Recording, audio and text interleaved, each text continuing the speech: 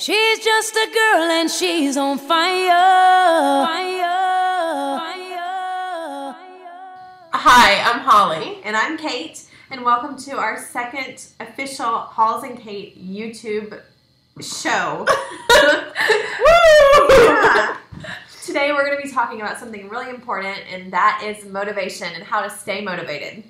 Yes, and we have had quite the week, so we've needed some help remembering how to stay motivated and why we're doing this. So the first thing that we wanted to share with you guys is to remember not to measure everything by the scale. Yes, that's super important to celebrate those. You may have seen it before on Instagram, those non-scale victories. Hashtag non-scale victories. Hashtag, that's right. Good, very good. All right.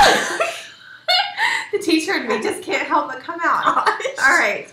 So, what are non-scale victories? Well, obviously they're victories or successes that are not measured by the scale, and those could include things like, wow, my clothes really fit better, or that mile that I just ran was way easier than the last time I ran it. Or faster. Yeah, or wow, I got a 7-day streak on my fitness pal. I've logged my food for 7 days.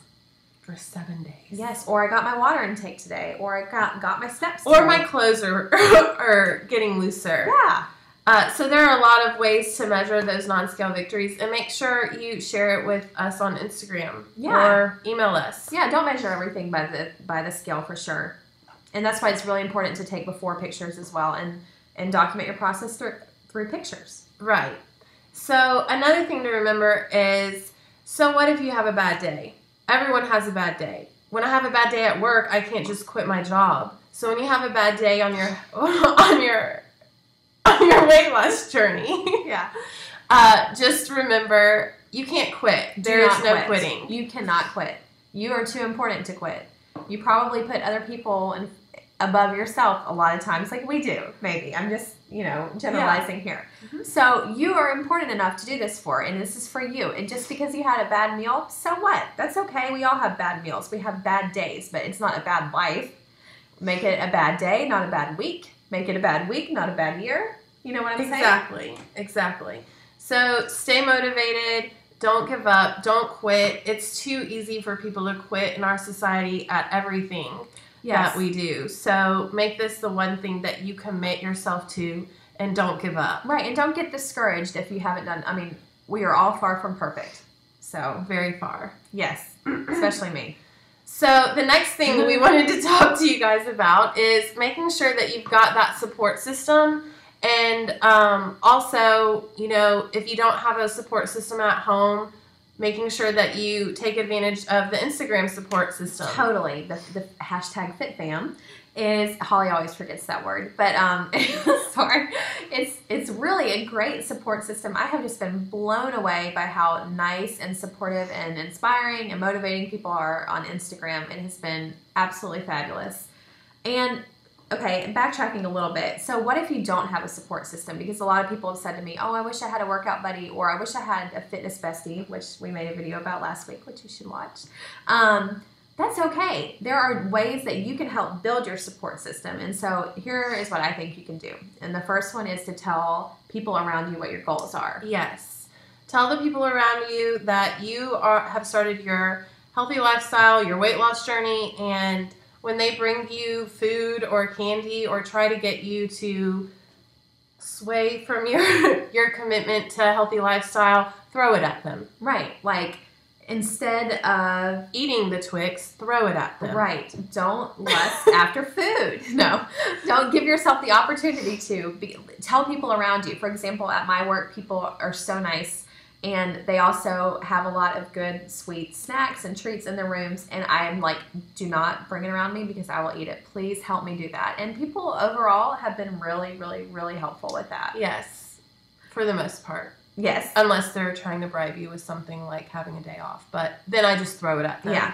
So you can be nice like Kate and just say no. Or you can throw it at them. So that's one way. And tell people your goals. Like overall, I mean, I think people want to help people, and people are happy to hear that you're accomplishing your goals. So tell somebody. That's one way to hold you accountable. And we talked about accountability a little bit last week. But if you tell people what your goals are, then you're more likely to stick to them because you said it out loud. Right. Another thing to remember is, I know that sometimes our husbands at home, or your boyfriend, or whoever, your partner in life, whoever it may be, may not really like that you're going to the gym that much, only for the fact that you're not spending as much time with them anymore. But you're already super busy. I mean, it is all about time management. You've got 30 minutes to get here, you've got 30 minutes to get there, and you've got to make it work. But one thing our husbands have realized is we're happiest when we're able to work out, and a happy wife equals a happy life. So they will eventually come around, and my husband has done a great job of that. Thank you, love you. And so is mine, love you too.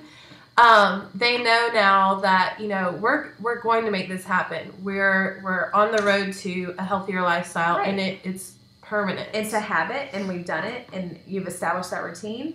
And once you establish it, it becomes a lot easier to stick with it. Right. So, some things we're going to focus on this week, Kate. Well, number one would be stretching. Do not be like me. I think I posted that earlier this week. Stretch, because you will get hurt if you do not stretch.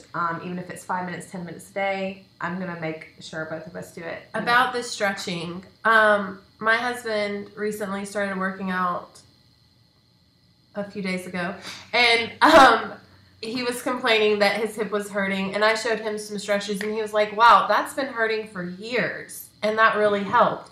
So you can look up online some different stretches, but sometimes you can think like your knee is bothering you, but really it's because your quad is tight or your hamstring is tight. So the stretching really helps, even when you think that like it's a bone or a joint that's bothering you.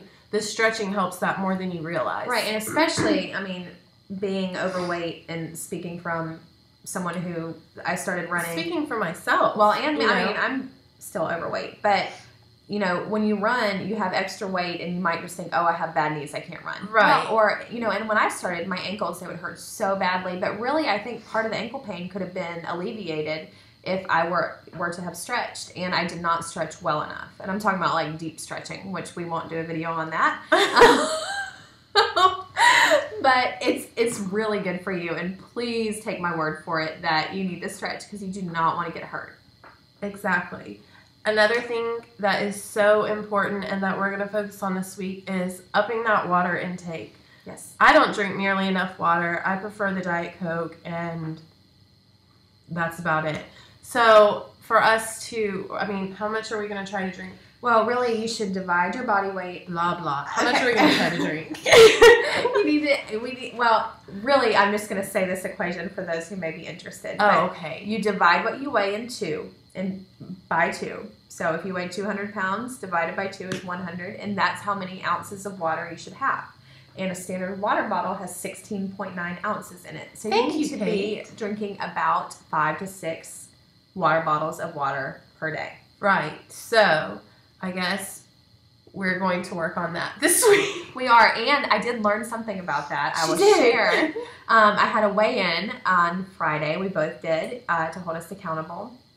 And I was a little bit dehydrated, and my body fat percentage went up. And I was like, hold on, let's tell the truth here. Kate was dehydrated because she texted me that morning and said, I'm not going to eat all day, and I'm not going to drink anything, because she wanted to make sure that she was down for this weigh-in. Yes, I did not do the right thing. I said, no, don't do that, Kate. Don't do that. I ate. But she didn't drink enough water at all. So, remember, guys. Okay, and so then fast forward. So I go to weigh in, and I'm like, okay, like I'm down a pound, whatever, and can't measure everything by the scale. So I'm like so excited to see my body fat percentage, right? And I'm like, that has to have gone down.